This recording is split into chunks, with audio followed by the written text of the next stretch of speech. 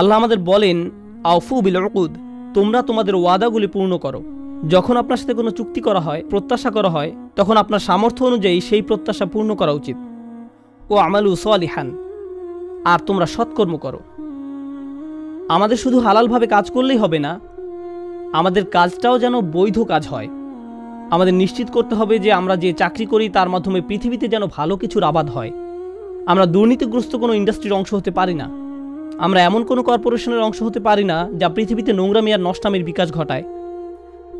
প্রতিষ্ঠানটি কিসের অংশ তার দিকে লক্ষ্যপাত না করে শুধু নিজের টাকা উপার্জন নিয়ে চিন্তিত থাকতে পারি না।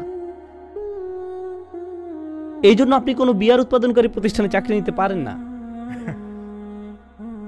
অথবা অস্ত্র নির্মাণকারী কোনো শিল্পে।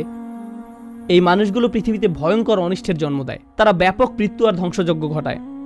আমাদেরকে নৈতিকভাবেও সচেতন থাকতে হবে যে আমরা যে কাজ করি তা যেন পৃথিবীতে ভালো কিছু আনে, উত্তম কোনো উদ্দেশ্য সাধন করে। তাই আমাদের চাকরির জায়গা নিয়ে এবং যে ক্ষেত্রে আমরা অবদান রাখছি তা নিয়ে সচেতন থাকা উচিত। তারপর আল্লাহ বলেন, ইন্নী বিমা তা'মালুনা বাসীর, তোমরা যা করো আমি তার প্রত্যক্ষদর্শী। আপনার বস হয়তো দেখছে না, কেউ দেখছে না, কিন্তু নিশ্চিতভাবে আল্লাহ দেখছেন। আল্লাহ আমাদেরকে আমাদের কাজের বিষয়ে সচেতন করে তুলুন। আল্লাহ আমাদের সবাইকে হালাল উপার্জনের সামর্থ্য দান করুন এবং আমাদের উপার্জন যেন আমরা সর্বোত্তম উপায়ে ব্যয় করতে পারি। আল্লাহ আমাদের প্রতি এবং আমাদের পরিবারের প্রতি তাঁর ফাদল যেন অব্যাহত রাখেন। আল্লাহ আমাদেরকে এই দুনিয়া এবং পরকালে যেন সর্বোত্তম রিজিক দান করেন। বারাকাল্লাহু লি ওয়া লাকুম। আসসালামু আলাইকুম ওয়া রাহমাতুল্লাহি তাআলা ওয়া বারাকাতুহু।